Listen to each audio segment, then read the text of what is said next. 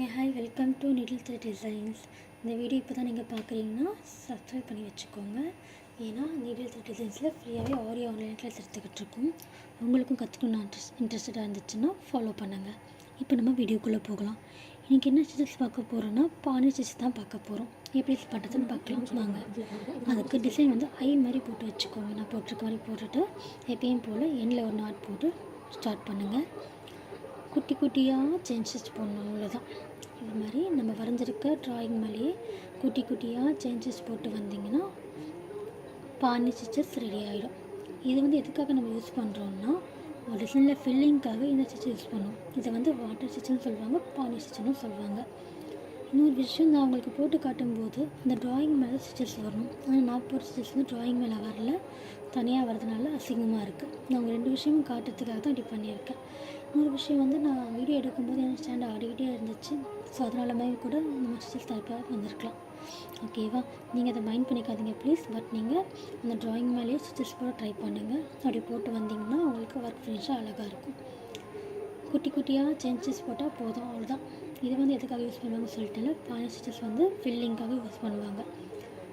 Bridal blouse எல்லாம் பார்த்திங்கன்னா குட்டி குட்டியாக இருக்கும். நம்ம நெருக்கமாக போடணும், அப்போ தான் பார்க்க அழகாக இருக்கும். ஓகேவா, நீங்கள் ஃபஸ்ட் டைம் ப்ராக்டிஸ் பண்ணும்போது த்ரெட்டஸ் எல்லாம் கட் ஆக தான் செய்யும். பரவாயில்ல, நீங்கள் முயற்சி பண்ணிட்டு ப்ராக்டிஸ் பண்ணிட்டே இருங்க.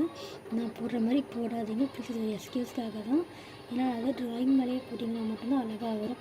குட்டி குட்டி செயினாக அந்த ட்ராயிங் மேலேயே போடுங்க. அழகாக வளைவு கொடுத்து அழகாக ஃபினிஷிங் கொடுங்க. சாரி, இது கொஞ்சம் அவசரத்துறதுனால இப்படி ஆகிடுச்சு, தப்பாக எடுத்துக்காதீங்க ப்ளீஸ்.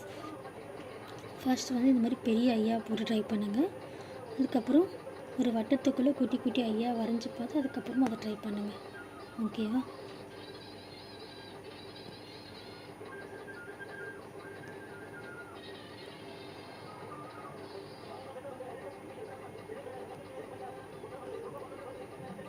இந்த வாட்டி வீடியோ எடுக்கும்போதும் லைட் கிளியராக இல்லை, ஸ்டாண்ட் ஆகிடுச்சு, நிறைய பிரச்சனை. சாரி, உங்களுக்கு தெளிவாக தெரியலன்னா எனக்கு வாட்ஸ்அப் பண்ணுங்கள், நான் உங்களுக்கு எக்ஸ்பிளைன் பண்ணுறேன்.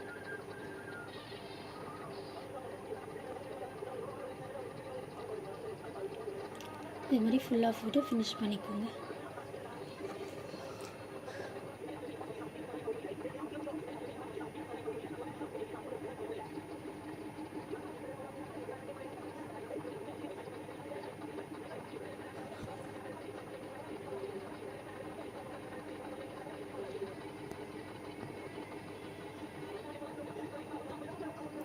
கடைசி வரைக்கும் போட்டு ப்ராக்டிஸ் பண்ணிக்கோங்க. அதுக்கப்புறம் வந்து இதை ஒரு குட்டி ஐயா போட்டு ட்ரை பண்ணுங்கள். அதே நான் உங்களுக்கு இந்த வீடியோவில் காட்டுறேன்.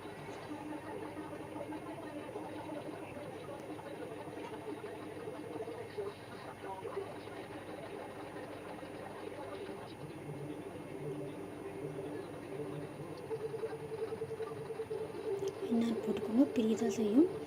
ட்ரை பண்ணி என்ன போட்டுக்கு பார்த்துக்கோங்க. எனக்கு பிரிஞ்சிச்சு, தான் அர்ஜென்ட்டில் போட்டதுனால எனக்கு ஒர்க் ஒழுங்காக வரல. பட் நீங்கள் ஒழுங்காக ஃபினிஷ் பண்ணிவிடுங்க. அந்த பெரிய ஐ போட்டதுக்கப்புறமும் மேலே காமிச்சிருக்கேன்ல குட்டி குட்டியாக ஒரு பாக்ஸ்க்குள்ளே, அந்த மாதிரி குட்டி குட்டியாக ஐ போடுங்க.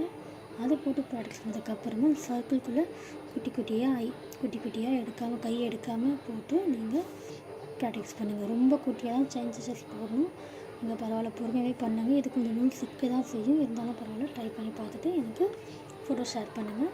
நான் கரெக்ஷன் தான் சொல்கிறேன். ஓகேவா, தேங்க்யூ ஸோ மச்.